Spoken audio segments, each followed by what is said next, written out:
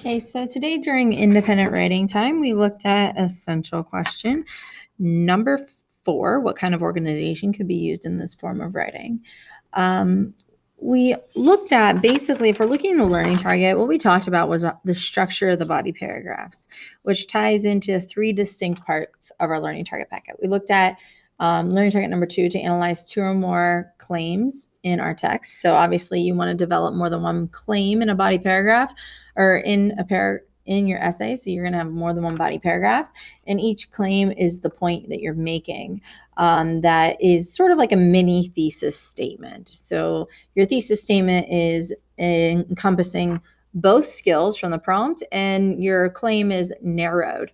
It is for that particular body paragraph. We're going to focus on these 2 aspects of my thesis statement to address those skills or elements.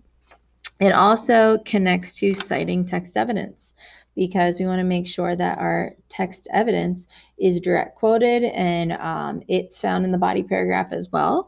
And then it also includes learning target number 3 under content. And then it incorporates learning target number 5 under content, which is that full sentence analysis, where we mention those implicit and explicit connections that we find from our evidence.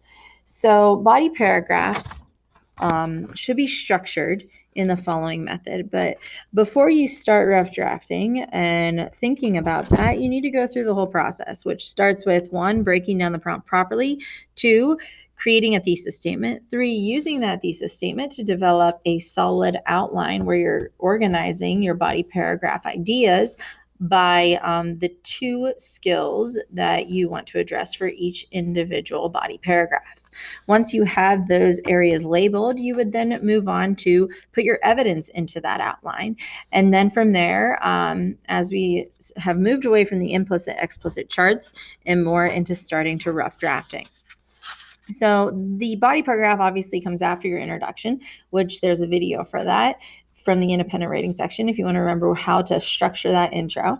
And with the body paragraphs, we are going to do 3 distinct things. 1, we're going to first start by creating a full sentence claim. That's where we put into full sentences those 2 areas that we're addressing from the prompt. And then from there, it's followed by part 2, your evidence, where you connect that evidence that you're going to show those 2 areas from. And then after that is the full sentence analysis, step 3.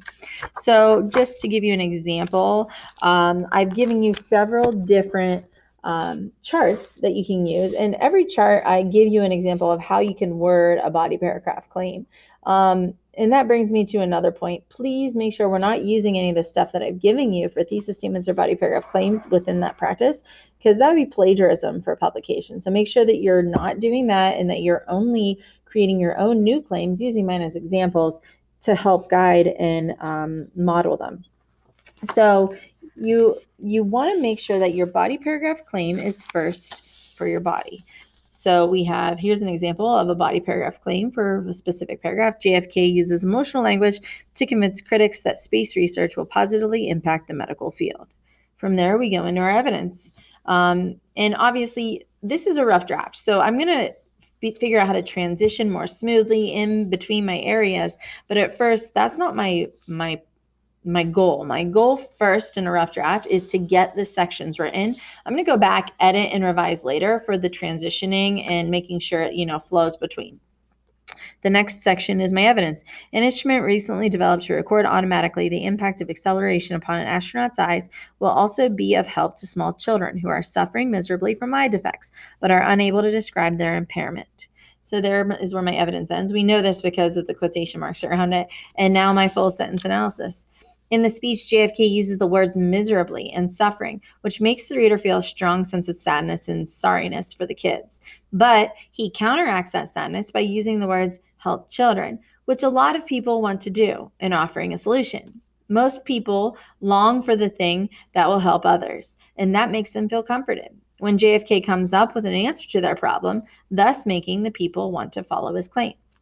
So this whole paragraph isn't perfect. It's still a rough draft. There's things writing, word choice wise, sentence structure wise that I would need to fix, and transitioning wise that I need to fix, but it does show you the structure of the body paragraph Begin with your claim statement that connects to and is a reflection of the two categories that you have decided you want to focus on for your thesis of that body paragraph.